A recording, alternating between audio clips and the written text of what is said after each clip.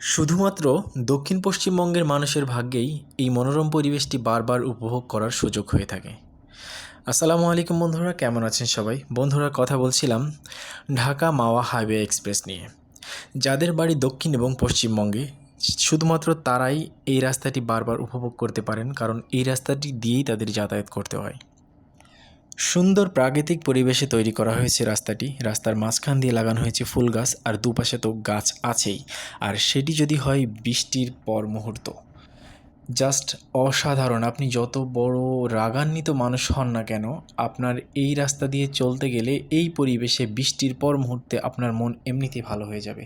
আর আপনার মনে গুনগুনিয়ে গেয়ে উঠবে না আপনি ডিএল রায়ের লেখা সেই গানটি, এমন দেশটি কোথাও খুঁজে পাবে না কো তুমি, সকল দেশের রানী সে